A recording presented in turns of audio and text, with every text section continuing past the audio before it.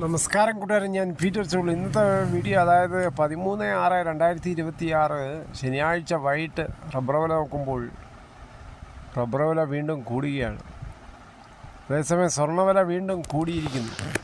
കുറച്ച് നാളുകൾക്ക് ശേഷം വീണ്ടും കൂടിയിരിക്കുകയാണ് സ്വർണ്ണവില. സ്വർണം 1 ഗ്രാമിൻ്റെ മുകളിൽ 45 രൂപ, ഒരു പവൻ്റെ മുകളിൽ 360 രൂപയാണ് ഇന്ന് കൂടിയിരിക്കുന്നത്. 22 ക്യാരറ്റ് 1 ഗ്രാം 13,665, ഒരു പവൻ 1,09,320. അതുപോലെ 24 ക്യാരറ്റ് 14,908, ഒരു പവൻ 1,19,264. അതുപോലെ 18 ക്യാരറ്റ് 11,181, ഒരു പവൻ 89,448. ഇതാണ് വൈകിട്ടത്തെ സ്വർണ്ണവില. സ്വർണ്ണം വാങ്ങിക്കാൻ പോകുമ്പോൾ സ്വർണത്തിൻ്റെ പരിശുദ്ധി ഉറപ്പാക്കി വാങ്ങിക്കാൻ ശ്രമിക്കുക.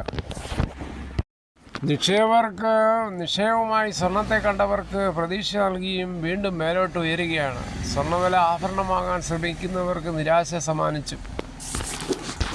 സ്വർണത്തിന് പ്രധാന ആവേശം യുഎസും ഇറാനും പശ്ചിമേഷ്യയും തമ്മിൽ യുദ്ധം അവസാനിക്കുമെന്ന പ്രതീക്ഷയിലാണ്. സമാധാനടിയിൽ ഉടനുണ്ടാകുമെന്ന റിപ്പോർട്ടുകളെ തുടർന്ന് ക്രൂഡ് ഓയിൽ വില ബാരലിന് 86 മുതൽ 88 ഡോളറിലേക്ക് കൂപ്പുകുത്തി. ഇതോടെ ഡോളറും തളർന്നു. മുതലെടുത്താണ് സ്വർണത്തിൻ്റെ കയറ്റം. റബ്ബർ വില നോക്കുമ്പോൾ റബ്ബർ വില കോട്ടയം മാർക്കറ്റ് വില നോക്കുമ്പോൾ RSS kilo 271, RSS kilo 268, ISNA 20 218, latex സർവശാന്തി 169 5 പൈസ. ഇതാണ് വൈകിട്ടത്തെ കോട്ടയം വില. കൊച്ചി വില നോക്കുമ്പോൾ RSS കിലോ 271, RSS കിലോ 268. മഴ തുടരുന്ന സാഹചര്യത്തിൽ ഇപ്പോൾ ടാപ്പിംഗ് പ്രതികൂലാവസ്ഥയിലാണ്. കവറിട്ട മരങ്ങൾ മിക്ക സ്ഥലങ്ങളിലും ടാപ്പ് ചെയ്യാതെ മുന്നോട്ട് പോവുകയാണ്. ഇന്ന് കണ്ണൂർ ഓറഞ്ച് അലർട്ടും മഞ്ഞ അലർട്ടുള്ളത് തിരുവനന്തപുരം, കൊല്ലം, എറണാകുളം, ഇടുക്കി, തൃശ്ശൂർ, മലപ്പുറം, കോഴിക്കോട്, കാസർഗോഡ് എന്നിവിടങ്ങളിലാണ് മഞ്ഞ അലർട്ട്.